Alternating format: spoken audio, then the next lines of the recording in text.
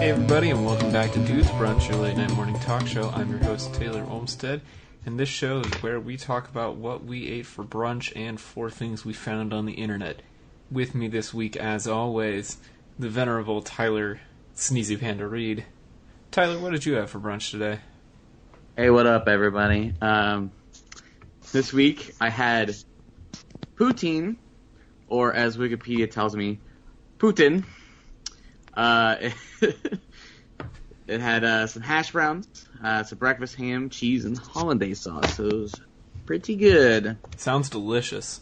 Mm-hmm. I love poutine. Putin. Agree to disagree. Putin. Returning for his second week in a row on the podcast, it's Zach Schockweiler. Welcome back, Zach. Oh, thank you. I'm glad to be back. Stop chastising me, Maureen. I had food today. It was not nutritious. I don't even remember what it was, but I ate something, and that's all that matters. Was it Taco Bell? It was not. I definitely would have remembered Taco Bell. Yeah, I feel like you can never forget Taco Bell. So it was forgettable and not good for you? That's a pretty bad combination. I don't know what that even means. Well, Taco Bell, it's kind of like, you know, your stepdad that you hate that tries to, like, buy you gifts and make you love him. Like, kind of like when they brought out those, like, Fruity Pebble, whatever, donut bites. There's like, hey, here you go, stepson, please love me. And I'm just like, you're not my real dad, Taco Bell. And that's, you know, that's how it goes. Move on, please. Leave me. Zach, that got really dark really fast. We just turned on the light, and you're like, actually the building exploded. Everyone's dead inside. Returning to the show after a few months off, it's Ivan Glasgow. Ivan, welcome back. Is Taco Bell your real dad? It actually is, but Taco John's is my stepdad. But I'm cool with him. My brunch today was just sausage, so that's just sausage. Just sausage. How Just much breakfast sausage? The disc. Like a The single classic disc? Not the disc, not the link. Yes. But just one? No, like 5. But Okay. You got to fill up on the disc. I feel you. Well, like I said, I'm your host, Taylor, and my brunch this morning was some peanut butter toast and a banana because I didn't feel like making real food. Still delicious, though. Was the banana in the toast? No. Okay, so you had separate. I feel like that's a good combo, though. I like that. It was a good combo. I was pretty happy with it. As far as lazy brunches go, it's a pretty good one. Well, as always, we do have 4 things from the internet here to talk about this week, and you can play along at home, dudesbrunch.wordpress.com/bingo. First person to tweet in a picture of a filled-out bingo board wins a prize. Alright, our first topic this week comes from Tyler, and he's here to talk to us about the one thing that's on everybody's minds and phones this week. It's Pokemon Go! That's right, everyone. The effect Miitomo was supposed to have on our society that somehow Pokemon Go somehow managed to achieve. So I'll tell you why, because it has fucking Pokemans.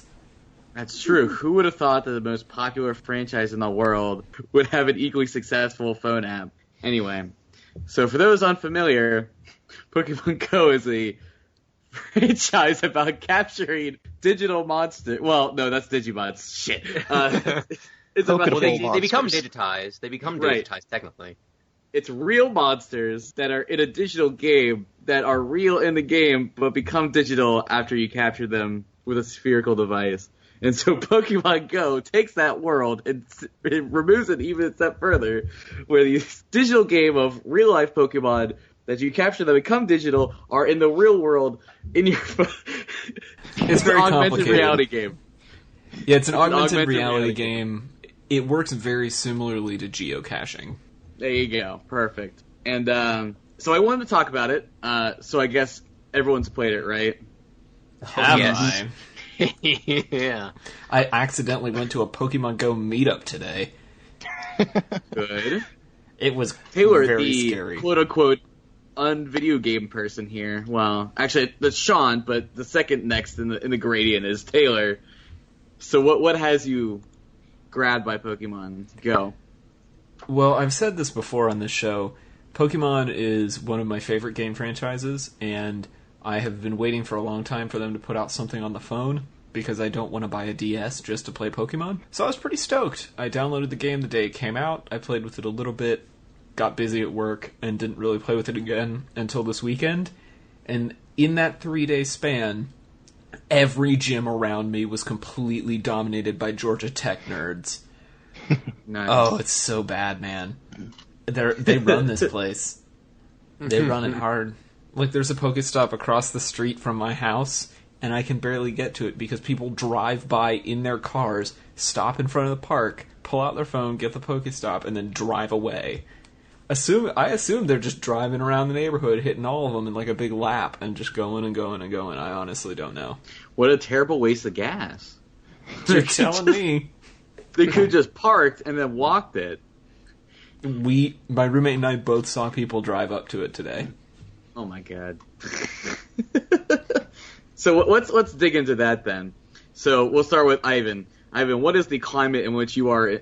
Like, how many Pokestops are you like kind of seeing? Like, do you have like a route? Like, what's your habit so far? Well, just give me everything. As it works for me, I live out in the country, so there isn't much Pokemon going on out there. You would think at first that, since it's, woods and rural and stuff, there would be Pokemon wandering around in the actual tall grass.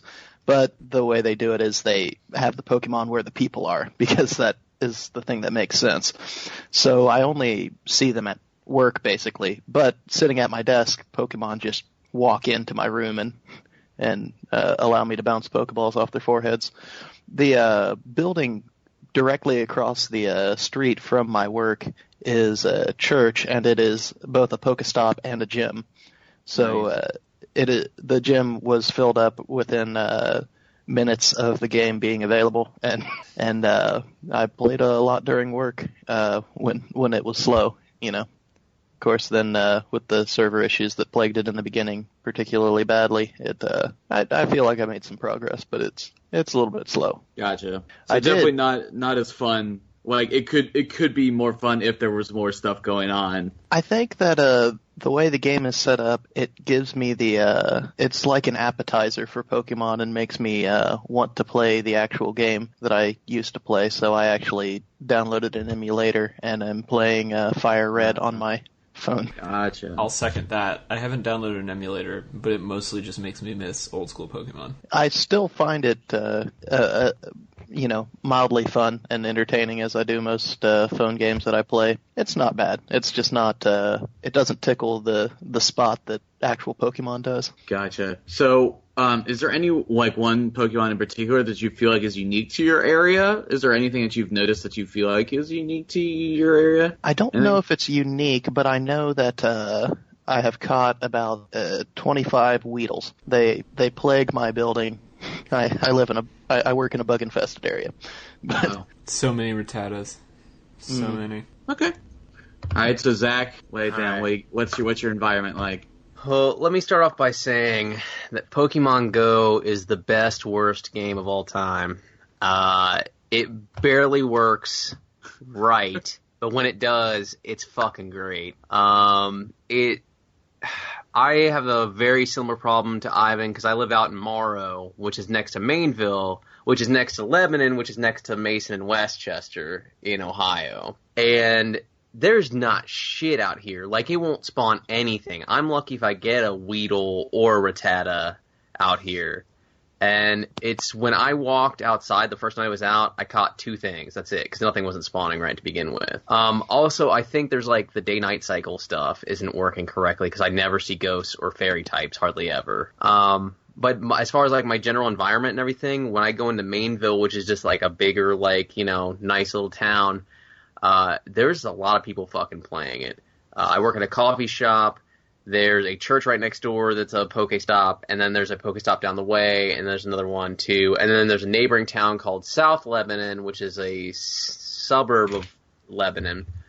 And there's like 6 Pokestops around there that me and my friends literally for 2 or 3 hours today went in rotation. We drove around. We wasted the gas. We didn't give a shit. We're just like, fuck walking. And we do that. We have a pattern that we've done 2 days in a row now. It's worked out great. Get a lot of Pokeballs, which obviously are necessary to play the game. And yeah, overall, I don't feel like there's anything that's particularly unique to this area. I will say I don't see a lot of water-based Pokemon unless I'm near like a very prominent like lake that's on the map. And even still, it's not very often that one actually spawns. It's aquatic type. And I've seen one Sandshrew that popped up on the map once. And I saw a Tauros today, and I couldn't catch it. But yeah. Right. I guess just right before we get into Taylor, has anyone encountered like any Krabbies or horse? Well, Taylor's actually encountered a Horsey, but has anyone else encountered a Horsey or a Krabby? I have. I've had 4 Krabbies total, and I have 1 Horsey. Gotcha. Okay, so maybe they're just pretty common then. Okay. All right, go ahead, Taylor. I was gonna say I caught a Horsey like the first day in my bedroom while I was laying in bed watching TV. I think it was because it was raining, but that still seems stupid. I wonder if that actually affects it. It hasn't rained here or anything yet. My building actually has a pond right next to it, so I've gotten a Goldeen and a Magikarp. Still pretty low on the aquatics, but that gives us that. And one of my fellow Pokemoners at work evolved an Eevee, and it evolved into the water evolution. I'm bad with names. Vaporeon? Yes. I got 2 of those. I feel like y'all are way more into this game than I am. So that's... Let's just go around the horn real quick and say what level you are in the game, because I think that's going to give some interesting context. 11. 12. 7 over here. And I am a lowly 4. Well, you are a scrub. So. Thanks, Zach, Ivan. how long did you play today? Like at least 3 to 4 hours. At the very least. Jesus maybe fucking 5. Christ. I got off work at 1, and I didn't look back. Well, I saw a Wartortle, a Growlithe, and a Clefable, and a fucking... I didn't see this, but my manager saw an Ivysaur. But I think it's like a weird glitch where you see those, and it says it's like the 3 paw prints away, but I think it's fucking lying. I think it's like a weird glitch. From what I've been told, the paw prints represent 100 meters. Mm-hmm. So... that would put that within 300 meters, so it very well could have been there on the other side of town, basically. Maybe.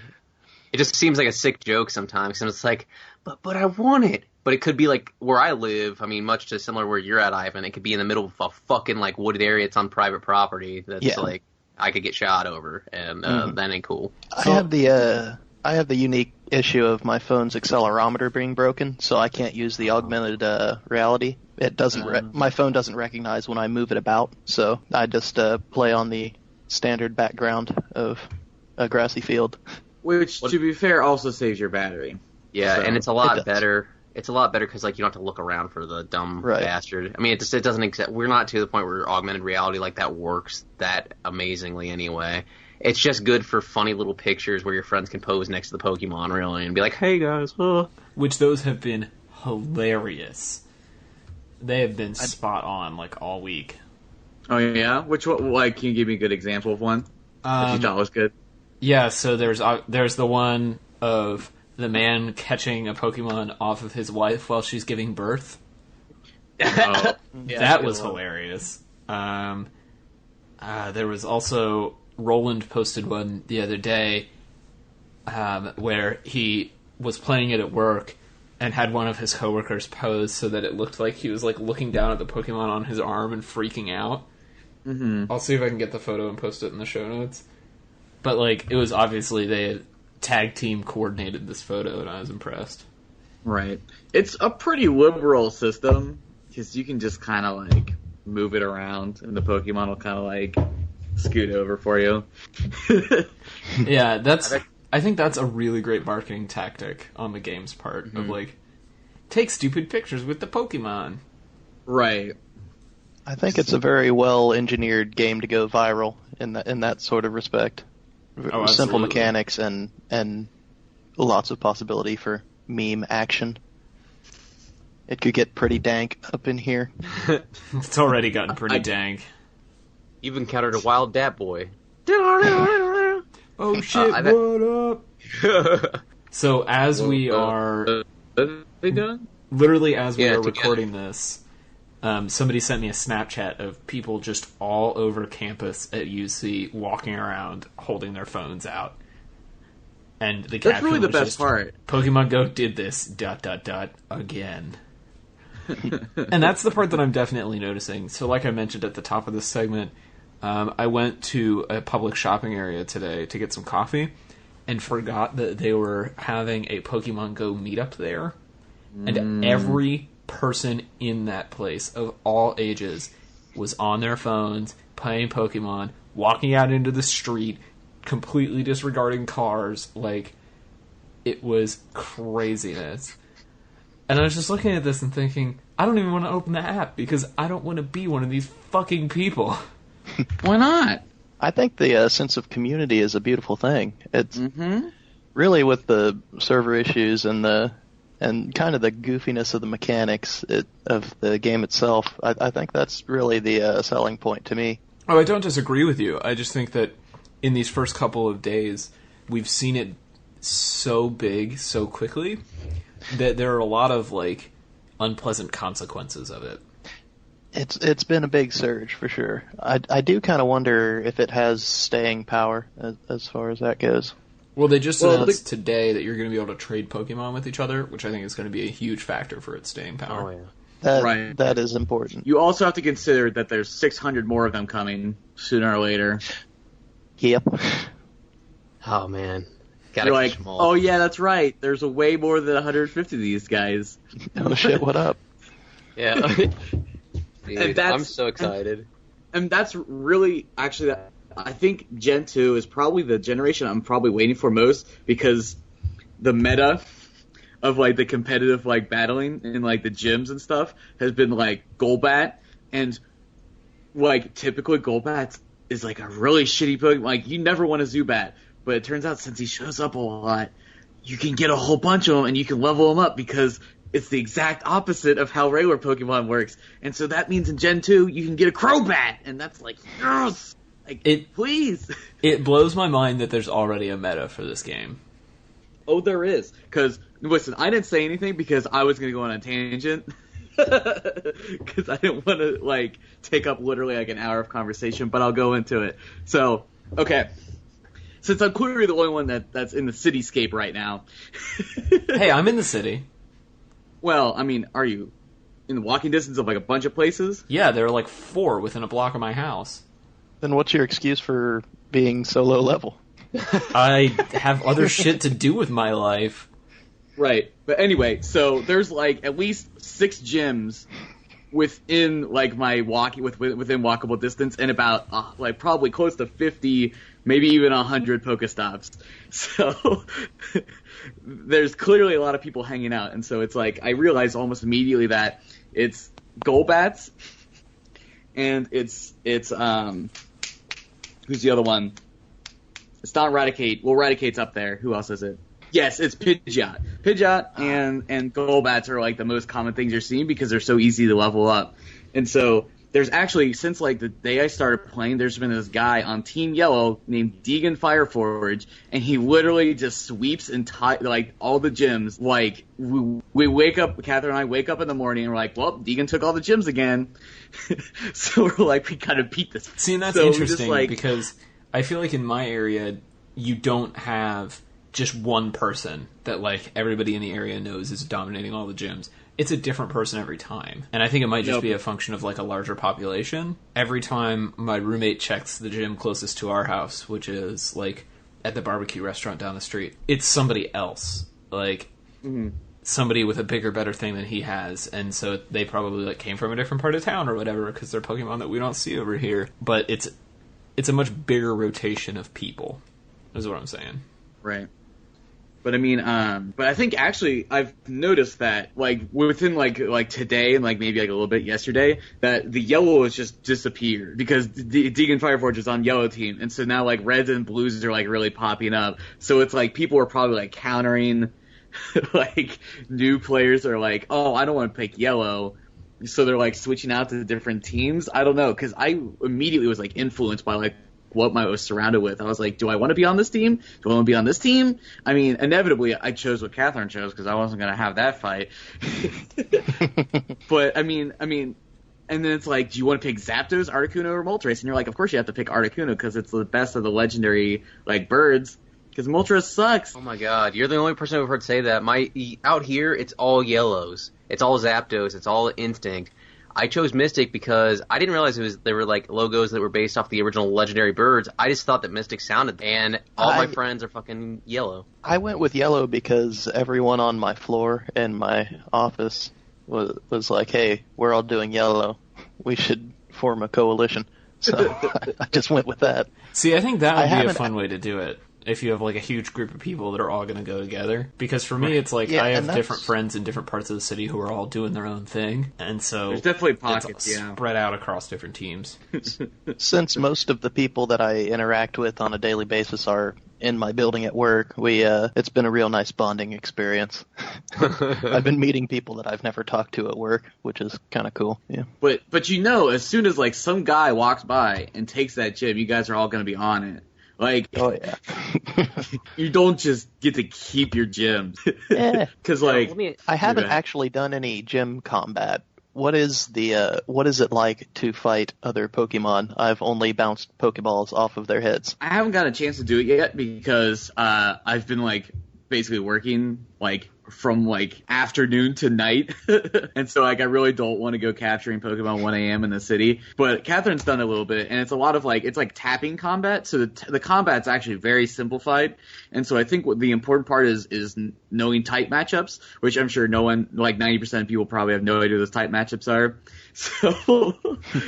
So it's gonna be like knowing the right type, having a similar power level, and like just like tapping the shit out of stuff. Yeah. And so like it's interesting that like if you combine Pidgeot and Golbat, they're both flying types, and there's suspiciously a lack of rock Pokemon and ice Pokemon in this area. I'm like, how am I supposed to like counter this? You just got to go in strong with your bigger, badder Pidgeot. Right. Yeah. Right. It really does feel just like cockfighting. Yeah.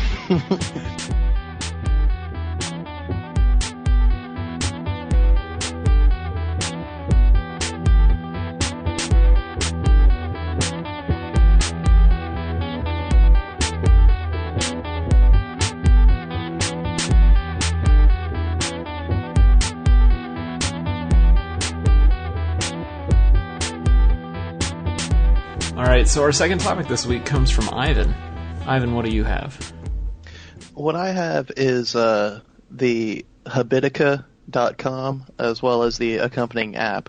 And it's basically a way to RPG-ify your life. So still on that game topic, but it allows you to set goals and habits that you either want to go for or don't, and then you have a little sprite in game that gains experience or loses health when you do something bad, and it's all just for fun to as sort of an extra bit of motivation to accomplish your goals. So I have a couple of discussion questions based on that, and so the first one along that lines is asking you guys if you use any other apps or websites or this one to help organize your personal goals and fitness goals and that sort of thing. So I use this, and I just recently started using Habitica for fun, but I've been using MyFitnessPal for quite a while to track my food and my exercise. Excellent.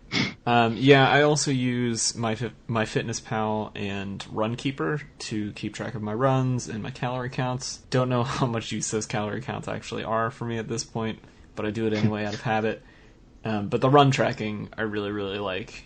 I also have an app called Good Habits that is just the daily habit portion of Habitica, essentially, of like, did you do the thing you want to do today? If so, check box. If not, you break your streak. And so I'm like trying to keep a streak of regularly writing each day, which I'm really, really terrible at.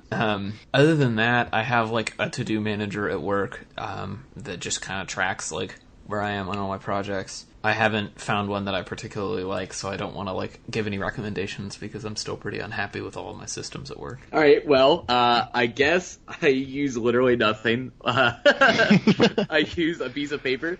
I don't know. I have this really bad tendency to just keep things in my brain, which is possibly the worst thing for me to do because when people tell me things, I have a tendency to almost immediately forget them. Because that's just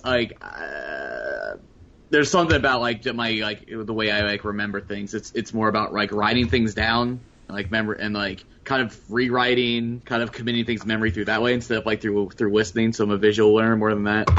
So I really should have literally anything to keep track of the things I need to do. Taylor was using Todoist for a while for Dude's Brunch. Do you still actually use that? So I'm getting kind of frustrated with Todoist, mainly because you have to buy the app to get device notifications. Uh-huh. And so I can't actually be reminded of any of the things in my Todoist. I can just get the little number that says, you have so many more tasks to accomplish today. Right. And so that's why I've briefly moved away from it. But I don't know. I may move some of my stuff back onto it. Right, and that was fine. I wasn't blown away with it. It was just fine. I mean, I like to use just paper, and then I try to use Evernote, but sometimes I sync it wrong. So I would not recommend Evernote for tasks. Right. And that's, I mean, I don't want to go down an Evernote rabbit hole, but that's not my use case for it. Although I do know people that use it that way. And I also try to use reminders, the app that comes on your phone, and that sometimes works. But it always feels like I have such moments where I'm I have intense need for to-do lists, and then no use for them at all. So it's I don't feel like I need to consistently have one, I guess, is my problem. Also, while we're on the topic of reminders app, it is absolutely infuriating that you cannot do weekday reminders in that app. So you can either do every single day or once a week. You can't do remind me of this on Tuesdays and Thursdays, or remind me of this every weekday, or remind me of this on Sundays. Nope, can't do it.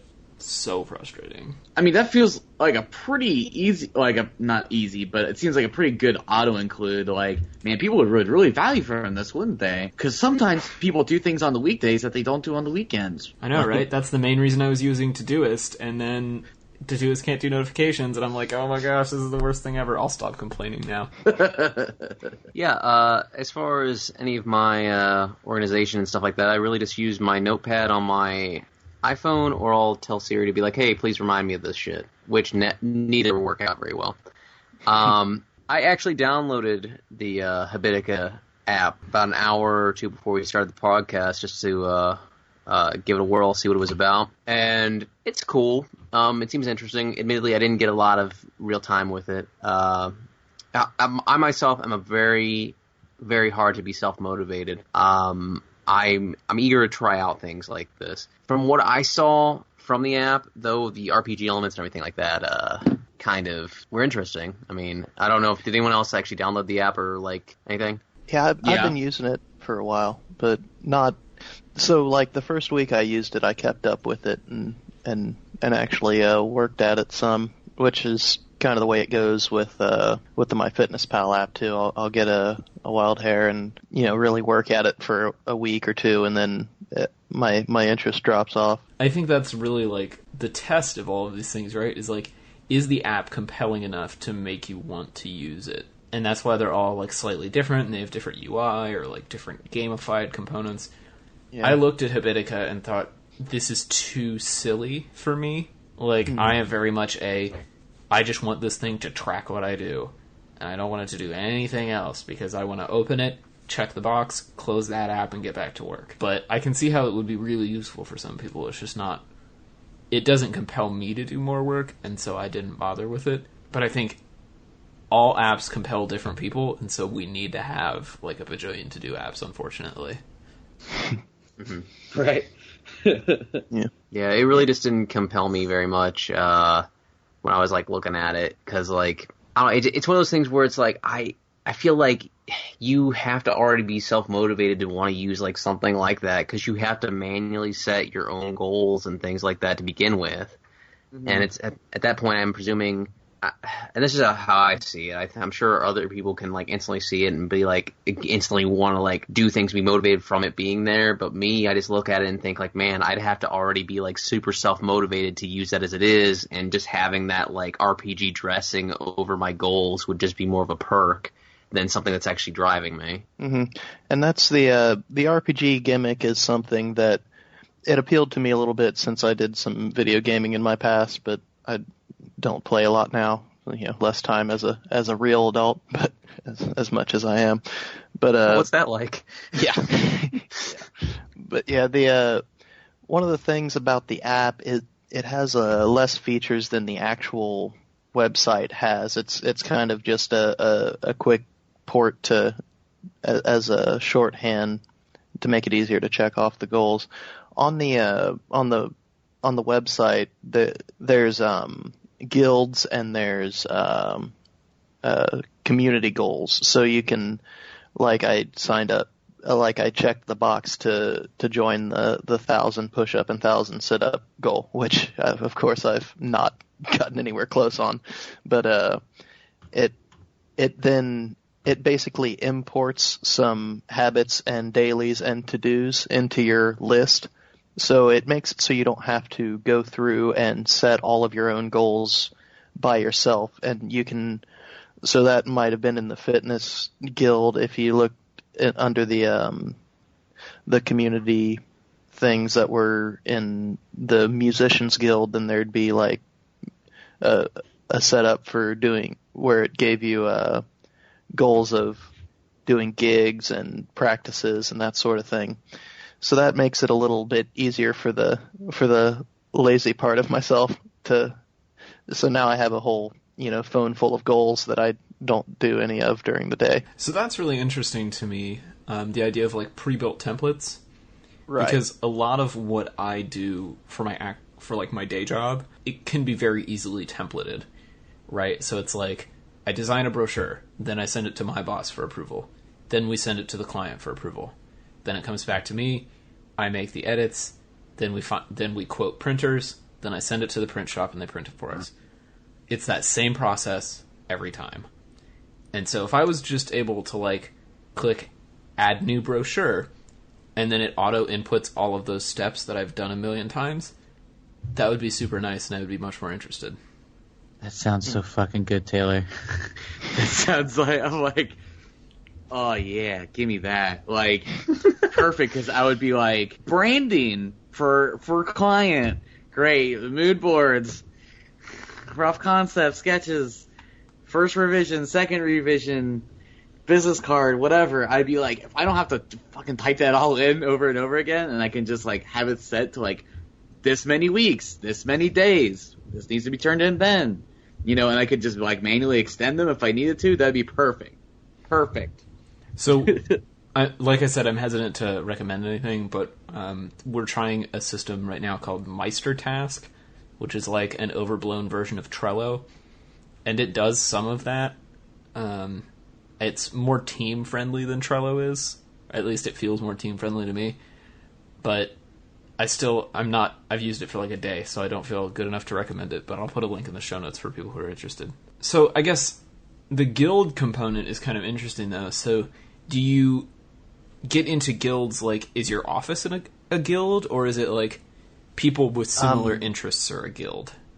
It's basically interest driven. It's completely community driven. So you just start a guild and you name it something catchy, and then it can be an open guild, and then anyone can join it. There are also private guilds, so I assume that's something you do amongst your own friends or work compatriots or something like that. Or podcast team. Yeah. So that basically gets towards the second discussion question, which was that I had. That was about basically do the RPG element and gimmick of it do more for your motivation, or is it more the community-driven guilds and that sort of thing, or just otherwise in general with your apps, do forums and community help you out with your personal goals and that sort of thing? So personally, I'm sort of I avoid all communities of anything that I've ever done, so it doesn't do much for my motivation. The RPG gimmick, had me hooked for like 2 weeks. So, but how do you guys do it? What's your deal? I like so much of the idea of it because it sounds great, and then you kind of like wait to do it, and you're like, oh well, I ate a snack, and you're like, oh, I lost health, and like if you lose all your health, then you lose shit, and it's like it's a game about getting the fun stuff because you want like cool gear and cool fun stuff, but like it's like I don't want to get penalized for this. Like you can just not write that in, but it's like that's what's kind of fun about Slack is that it's like. You can kind of like just like talk to people. You can kind of like that's almost like a kind of like a to-do list in some way because like it at least motivates people through like talking with each other, and that's kind of like its own motivation a little bit or like reminder-y kind of thing. Yeah, that's a good point. And to get back at what you said about the negative aspects, the losing health and that sort of thing when you miss a goal or when you like one of the default things was eat healthy or eat junk food and you have a plus or a minus, whether you did the good or the bad. And that negativity definitely didn't feel very good to me. I wanted the gain without losing health for having some chips. I'm already losing actual physical health for having chips. Right.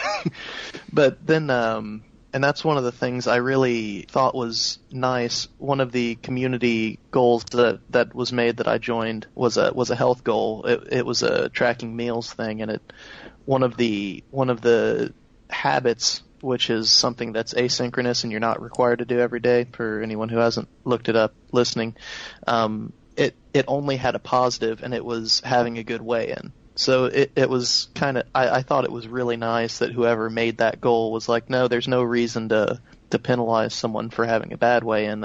That's already weighing on their mind. So I thought that was a really nice aspect of the community playing into the RPG element, and it was something that touched my soul. So the community aspect is much more interesting to me than the RPG element, and I think that's just because I'm not all that interested in RPGs in general. But I do like having like a little bit of social pressure to do things. It's part of the reason I like having a team for this show, or like working in teams on projects, because having other people like holding you accountable for things generally makes me work harder on them. A great example is like I never joined a gym until there were people at my office who decided to start going to the gym at lunch. And now I'm like, okay, this is a thing that I do now. I pay for a monthly gym membership, and I have to convince my office mates to go, or I have to go by myself, because we have all collectively decided as a group that we're all going to commit to this. And I think that helps. That's really cool. And that's one of the features of the game. Once you reach level 10, you can start on quests, which I haven't done. Actually, I lost enough health through one of my bad habits that I put in for myself. The quests, the only thing about it is you join a group of people and then you complete your dailies and your habits as normal. But when you do the good things, it does damage to the boss that you're fighting in that quest. So it makes you all accountable in your little group to each other. So it gives you that extra burst of motivation and a micro community within the big community to help each other out and that sort of thing. I guess for me, the more interesting aspect of it would be the RPG elements. Admittedly, I guess, stepping back a little bit, I guess somewhat of the communal aspect of it draws me in, because if I make a commitment to somebody, much in the way you were talking about the having to make sure you do all the positives to enable to basically take down the boss, etc. I would feel like shit if, I didn't meet my goals, and then my teammates who are banking on, like, getting some fat loot from the boss are just like, dude, what the fuck? You just had to do, like, 100 sit-ups, man. You could have done that in, like, 15 minutes. But at the same time, it's also, like, what's really stopping people from just being like, oh, I totally did it, and not doing it is another thing that I have, like, I don't know. I guess it really is an honor code system, and for people who, like, would follow it, it's great.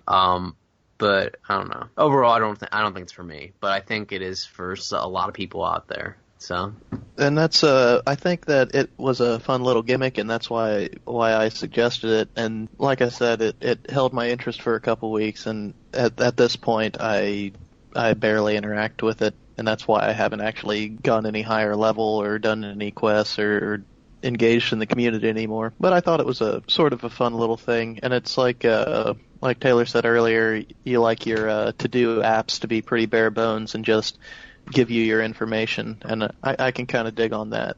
I think I had a little self-discovery with this app. I can go with that. I just hope that my self-discovery doesn't lead me to paying $50 for OmniFocus. Jeez. Yeah, I'll It stick looks with so the. good, though. I'll stick with the not paying $50 myself. I would say also, as we wrap with final thoughts here, I agree. I think the gamification isn't really for me, but I like some of the social elements. I would like to see them in some of my other to-do apps. And I think that anybody who managed to make it through this whole segment should probably go listen to Cortex, the podcast that CGP Grey and Mike Hurley do, which is basically this for 2 hours every other week. Everything from email apps to to-do apps to why owning multiple iPads is a good productivity strategy. Wait, why? Well, Got 2 hands, need 2 iPads, obviously. without going too deep down the rabbit hole, I'll link to this episode in the show notes. They talk about how sometimes it's advantageous to have multiple pieces of paper on your desk. Ooh. Having multiple iPads is basically the same concept now. It's just really expensive pieces of paper. Okay, I'm in. Hashtag multipad lifestyle.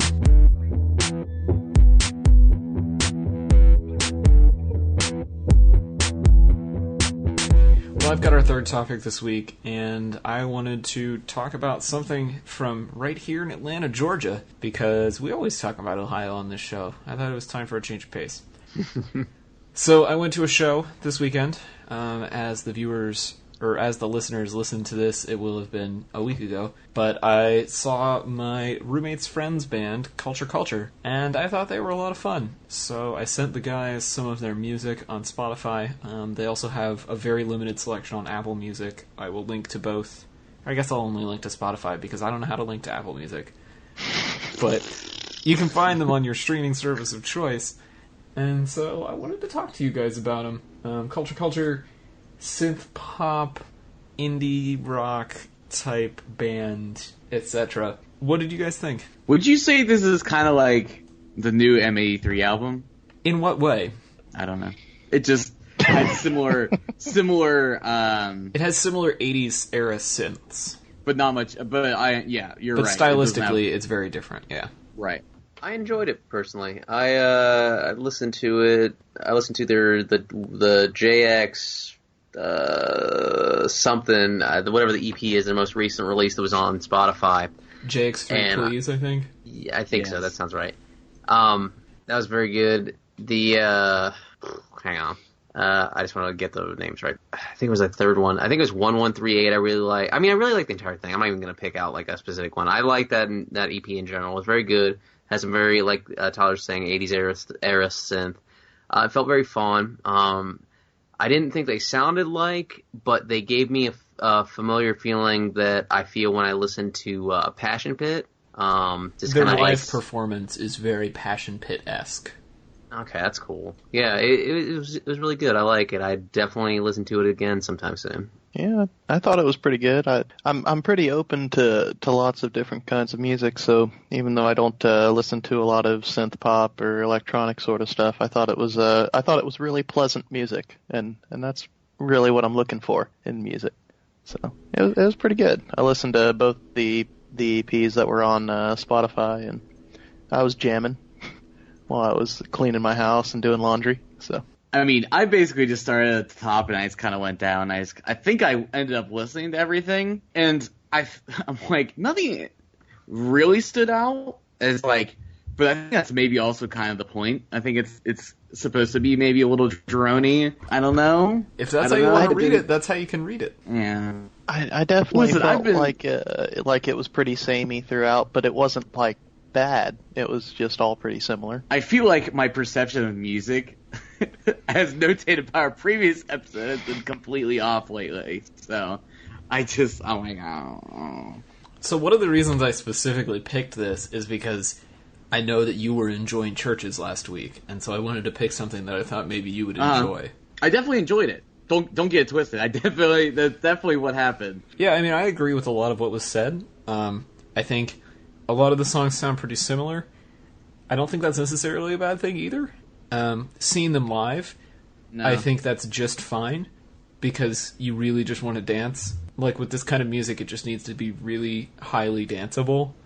And so the fact that they've done 2 EPs without putting out, like, a slow, sappy ballad song is totally fine by me, because when I go to a band like this, I just want, like, fun, interesting dance music. And that's what you get from Culture. Right. So, having seen them live, can you tell us a little bit about the composition of the band? Like, how many folks are up there, and what are they doing? So that's part of the reason I brought them up, is there are actually 6 of them. There is a guitarist, a bassist, a drummer, a synth player who stands in the back, a synth player who stands in the middle and sings lead, and a synth player who stands off to the side and sings harmony. So a total of 3 synths, a bass, a guitar, and a drum. And one of the guys in the band, I don't remember which one, is like a videographer and animator. And so he produces all of the visuals that play behind them throughout the show. That's cool. Yeah, so the visual element is really, really cool, and I wish that I could have like shot some video of it to show to you guys. So with this performance you watched, was it like at a bar or a club? Yeah, so it was at a new venue here in town called Terminal West, which is in a converted railway station. I had never been to a show there before. I had just seen the name around, and I'm about to go to a bunch of shows there because their lineup of upcoming shows is incredible. So it is dance music, and you were saying you listen to it a lot. You were looking for good dancing from it. Does the like the visual they play behind them, does that distract from your grinding at all, or well, you still get down? I don't think there's any grinding to this style of music. I mean, there could be. You can grind to anything. You're not wrong. No, I don't think it's that distracting. I think in some ways it makes people more apt to dance, particularly because at this show they were the opener. And so when you're the first band of the night and you have massive visuals projected behind you, you're much more likely to get people's attention than if you're just like the first band and you're kind of hanging out. The only reason why I brought up that point of distraction or not distraction was I listened to one of Scroobius Pip's podcasts. I started binging from the beginning of that. So one of his early podcasts was interviewing a guy who did electronic music and added visuals that played behind, and he said it was weird. There would be people dancing out in the middle, and then there would be people in the back of the venue just standing there, and just watching. So I was wondering how the dynamic of the crowd was for that sort of thing. So it was pretty light because it was the beginning of the night, but as people filtered in, they were all like going straight to the stage and not going to the bar and getting involved. So I think that's a pretty good sign for being an opening band. You don't see very many opening bands that keep people away from the bar. Sorry, I'm trying to find a video for you guys.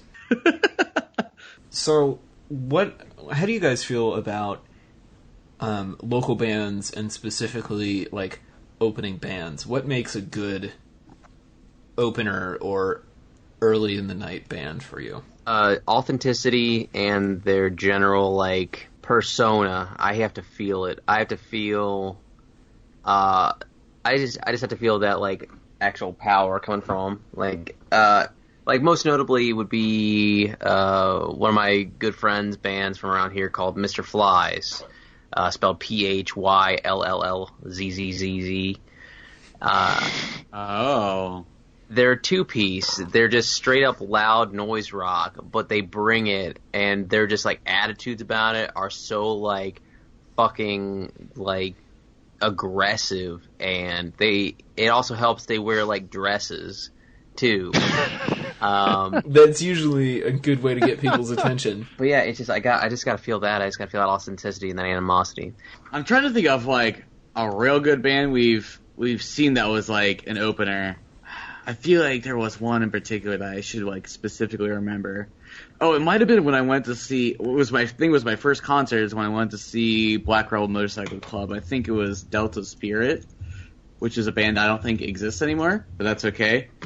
Or Duke Spirit, that's what it was. Which was like this British like female-fronted band that was pretty cool. And it's like, I mean, I try to support all opening bands pretty much whenever I can. Let's see. Except Chester French, because fuck Chester French. Because fuck Chester French. But we did really enjoy A Decade to Die For, who opened for Hazel Weatherfield. That's what it was. I knew there was a one. Let's see if they still exist. Let's boot up the old Googler.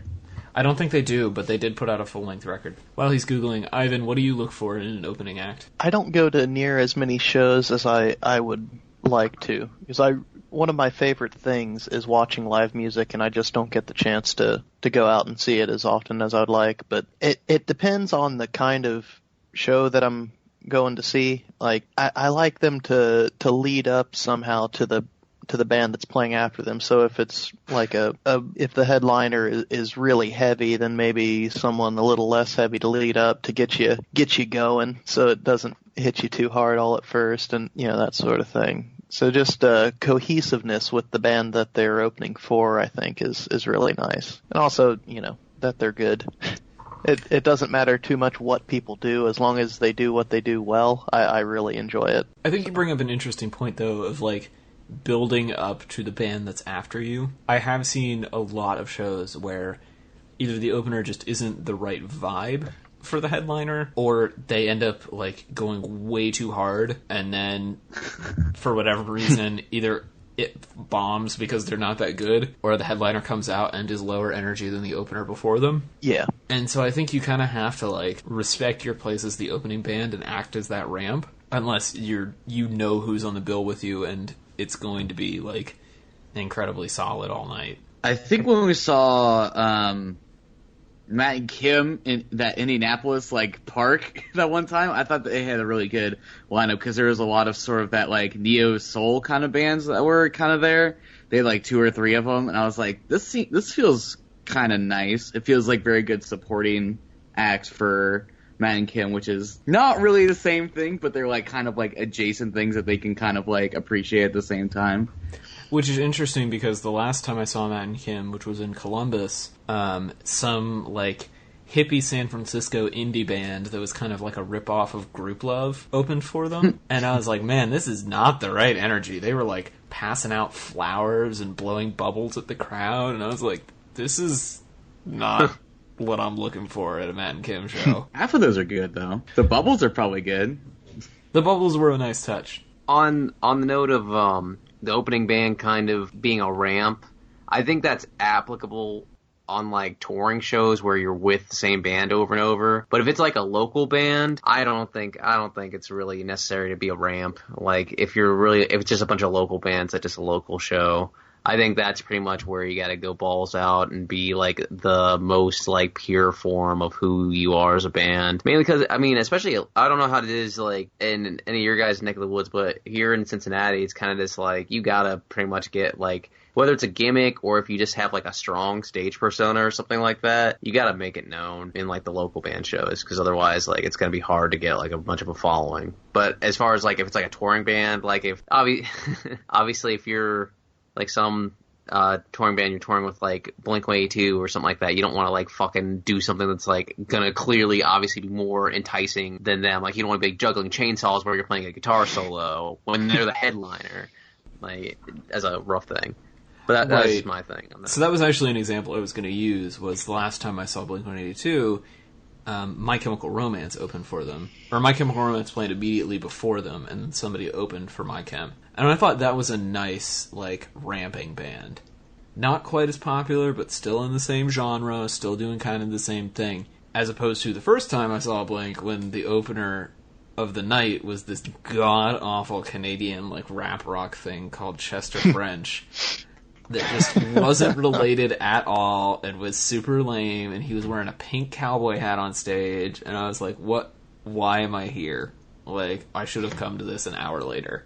Matt, I feel bad for the guy in that situation, because that's his art or whatever. And, yeah, that's his gimmick, right? He got put on a docket that he shouldn't have. It's either the promoter of that tour or his manager or his own damn fault if he signed up for that tour knowing that he was the wrong fit. Yeah, Zach, you brought up a point about local band shows. Those I've seen a few, local punk shows, and I never thought of the groups as the people coming before as being opening bands. I always just thought of them as coming in, earlier in the lineup.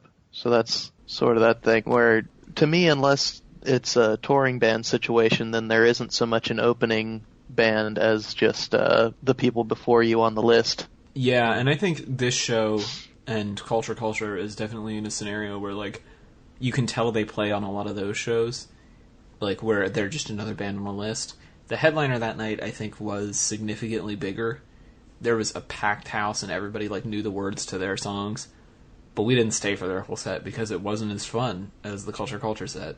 And so I think, like, there's, in that situation where it's like a mixed bill, there's still merit to being the super interesting, out there local band as well. Give it 2 thumbs up. Sounds good. Highly recommend it if you're passing through Atlanta, or if they're passing through your town, definitely check out Culture.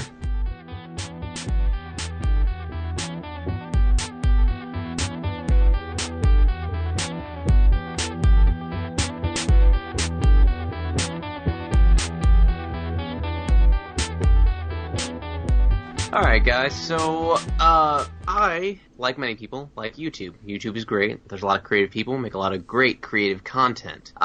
There has been problems with YouTube in the past over things regarding fair use, which is whether or not you can use certain content in terms of like parody or of critiquing and stuff like that.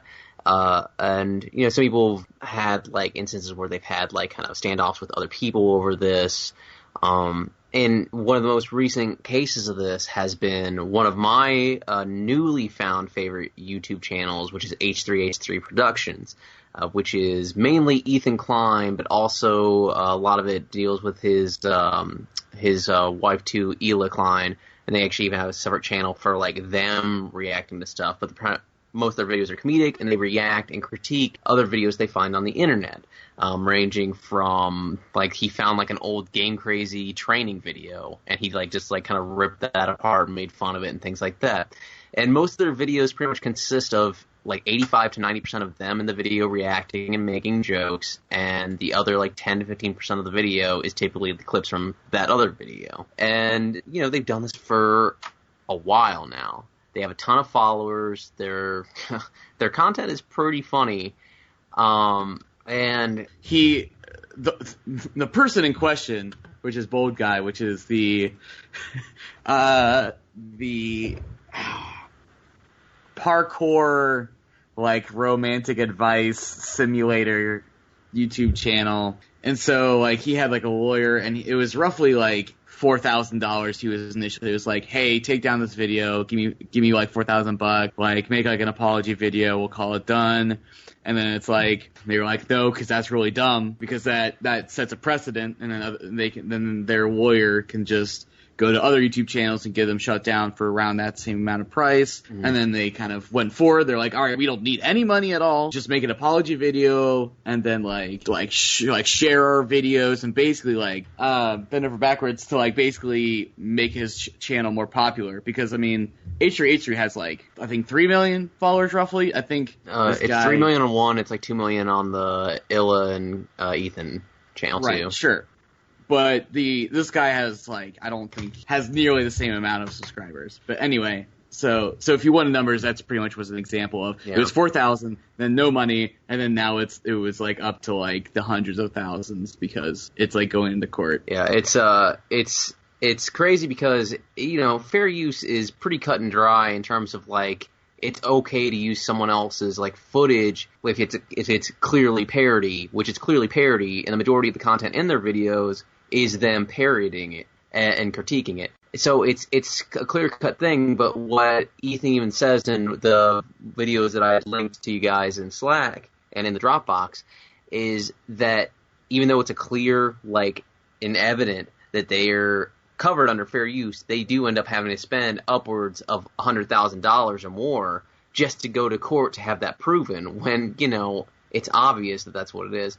And like Tyler was saying, there was the whole thing with the lawyer and everything like that, and this the petty thing of him being like, okay, $4,000, and you got to promote my channel and things like that for like a few months.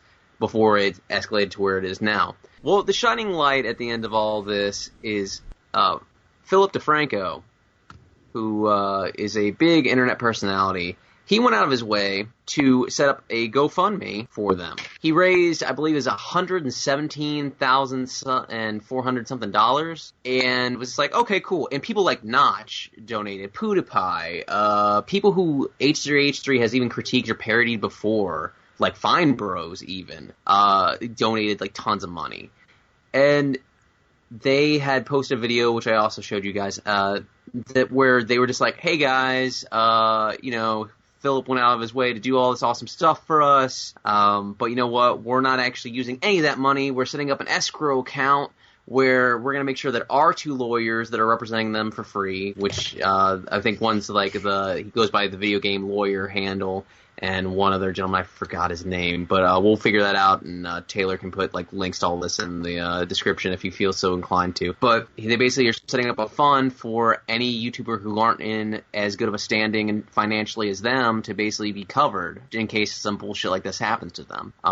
So that being said, with that huge backstory and everything, and thank you, Tyler, for jumping in, and I was just curious about your guys' thoughts on the whole thing after, watching the videos and getting pretty much the whole general synopsis of it. So, fair use on YouTube is something that we've covered on this show before, and that I think we all have pretty strong feelings about.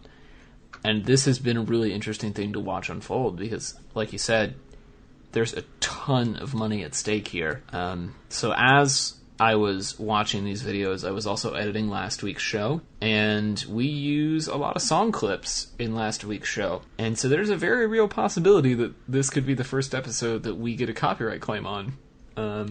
As you listen to this episode, that episode will have been out for about a week. And so it's very realistic that by the time you hear my voice, we will have some sort of copyright claim against us. And so to know now that there is an alliance of other internet creators that are saying, we want to support fair use and we want to make sure that small people who don't have the funds for legal aid can get it, that's really reassuring to me, and it makes me want to post our content, because I was kind of nervous about posting it before, to be honest, but I feel pretty good now having watched this. I mean, I feel like there really isn't a whole lot to say other than it's like, great, this is absolutely what should have happened, and I hope that they number one, that they win the case, and number two, that just sets a precedent that you can't just that the copyright system that YouTube has set up is a little messed up. It feels like it needs a revision, needs to be updated. The fair use law probably in the United States probably just needs to get an update and blah. So my little addition to this is that it follows the copyright claims and copyright trolling that's going on here follows really closely with the patent trolls and that sort of thing, which affected the podcasting community. Mark Maron and Adam Carolla have talked about a lot. I listened to a lot of Mark Maron's podcasts, and that in a similar situation, the Electronic Frontier Foundation was set up to help legal defense for the people who have been hit by the patent troll going against the podcast, where a guy claimed that he invented podcasts. It's one of these situations where, just like if you watch the videos, which I'm sure you'll link that Zach provided, where they talk about the suit that the guy brought against them, where it's obvious that they're just making things up. They're saying that the video is a majority clips when it's obviously not, and they're saying that the traffic to H3H3 increased dramatically when the videos went up, which you can see it did not from YouTube analytics. It's all very closely related, and I'm not a big creator on the internet. Here I am on the second podcast I've ever been on, but I listen to a lot of stuff that has been created by people on the internet who love what they do and do it for, the love of it. And, a lot of them get paid, which is awesome, and that's a good thing. But it seems like it makes me feel good that there are foundations getting together to support the creators and in these kind of sister cases that are going on. Yeah, I think you bring up an excellent point with patent trolling and similar things going on in the podcasting world. You've also seen kind of a similar thing in the YouTube clickbaiting world and the YouTube freebooting world as well. I think we're finally reaching a point where we're starting to understand the intellectual property ramifications of creating things for the internet, right? So, like, we're figuring out free use, we're figuring out reposting, we're figuring out all of these things, and it's going to be very difficult in some of these cases to get the resolutions we want, but historically we're doing okay. Like, SOPA didn't pass. People are consistently getting their videos taken down when they've been freebooted. Podcasting is still alive and well. I have hope for the future. I just think that it's going to be a rocky couple of years as we continue to essentially sue our way through every predictable problem. Right. Okay, so when we set up a hypothetical situation, let's say, like, for example, on the internet,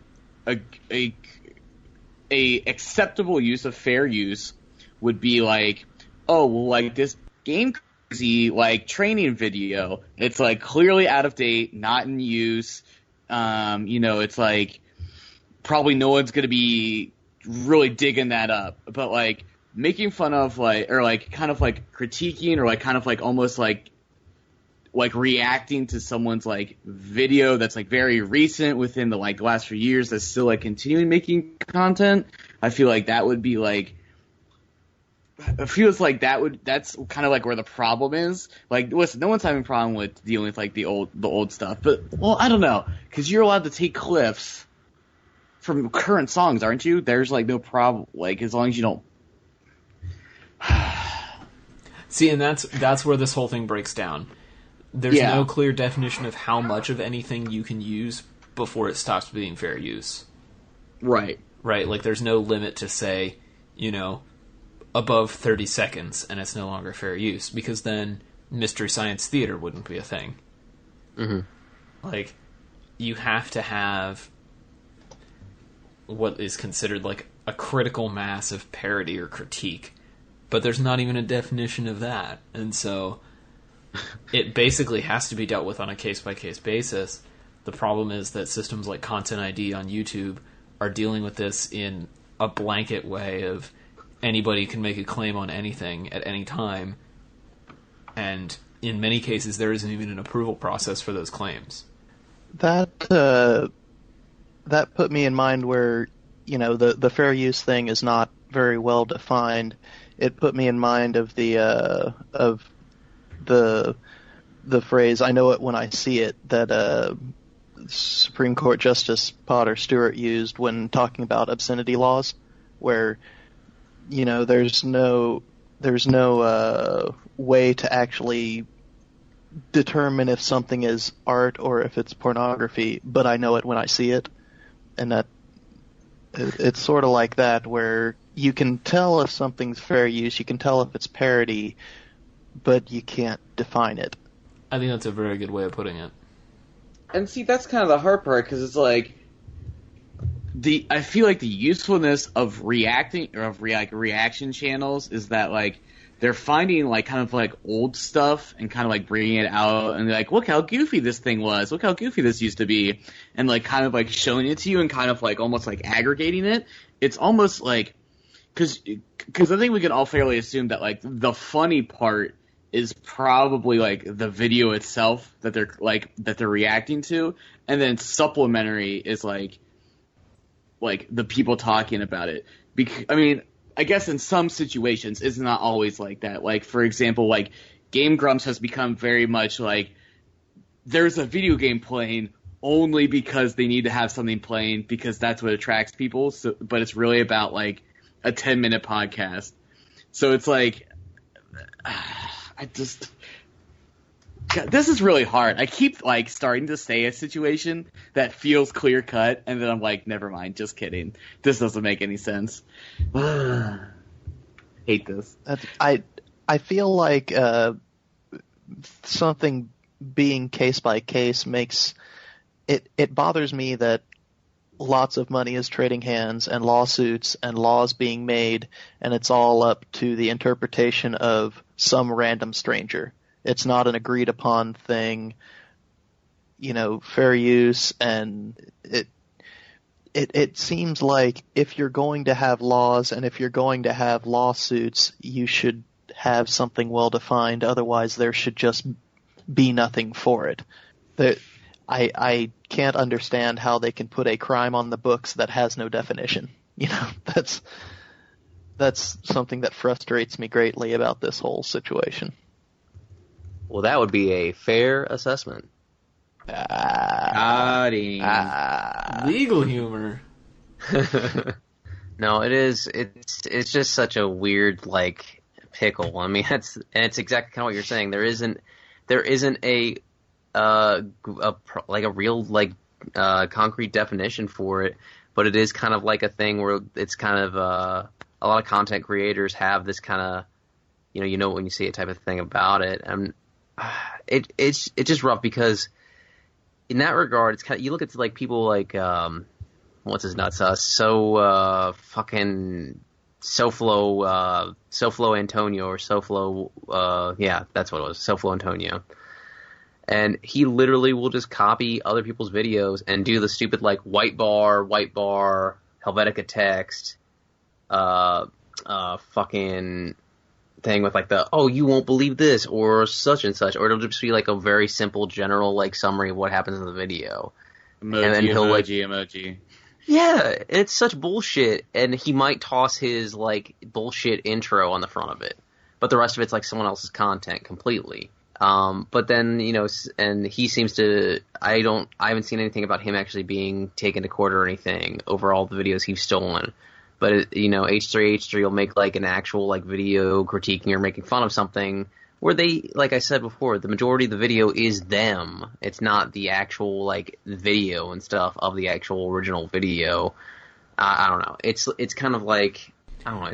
Well, and you can tell that the original creator, Bold Guy, was personally offended by what they did, which is this whole other component to it, right? Of you can just decide that you don't like people, and that creates a whole issue. That's one of the things that we've seen in the podcasting world of a group of podcasters who can't be named basically went to Apple and asked for preferential treatment in the podcasts app, and the rest of the podcasting community got really pissed off because they were saying, we shouldn't have a proprietary marketplace for podcasts. That's not how this works. But a certain group of people wanted to be special or didn't want to be lumped in with everybody else. And so then they somehow had the resources to get to Apple and have that conversation. And thankfully, it doesn't look like the industry is going to go in that direction, but it's all just personal motivations and politics at the end of it. It kills the spirit of the medium, man.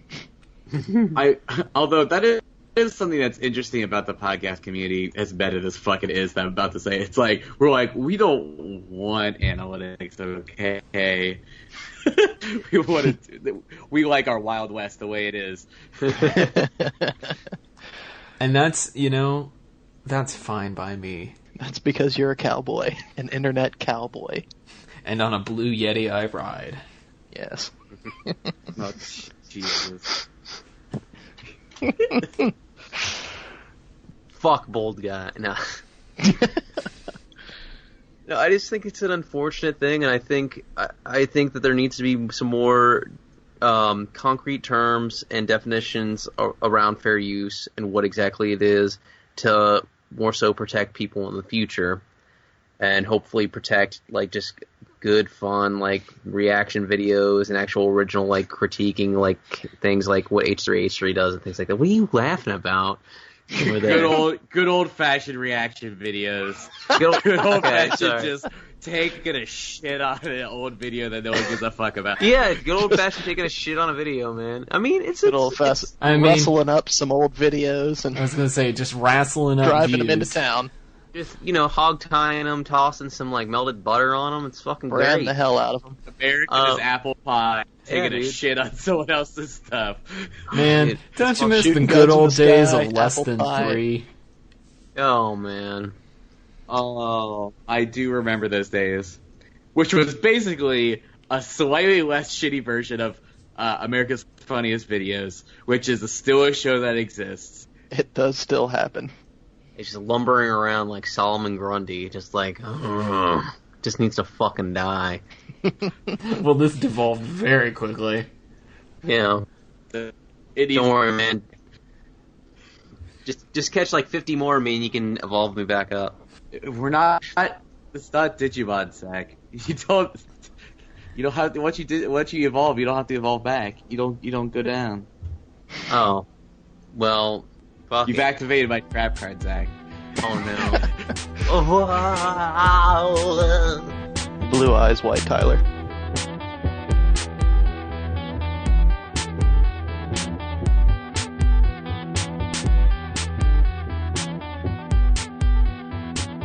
And now it's time to wrap the show up as we always do with a round of shameless plugs.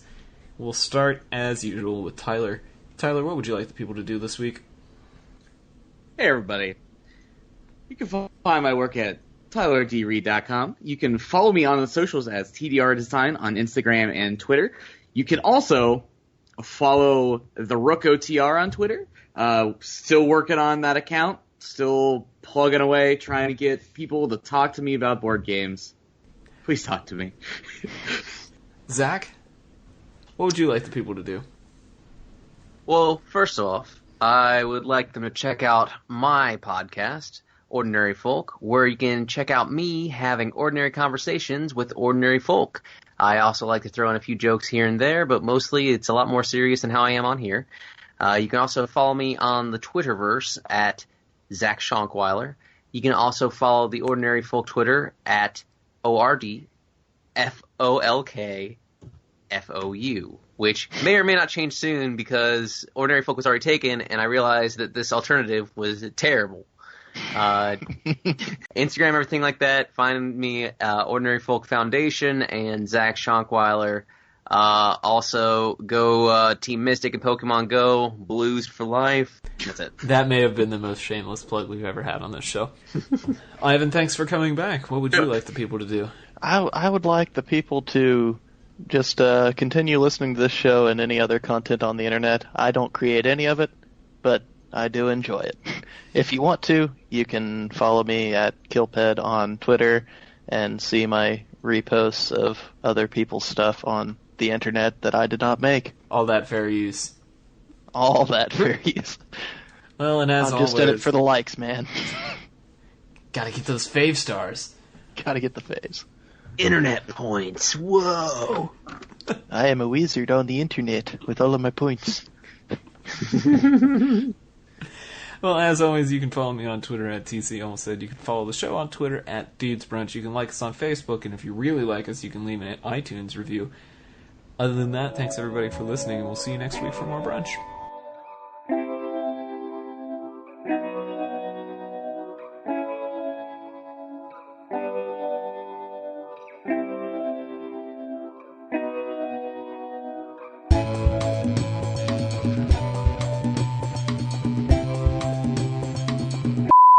I've ground to the Barber of Seville, but I like how that laughing sound was accompanied with the breaking of the internet too. that was pretty fantastic. I'm so glad I hit record right before you said that.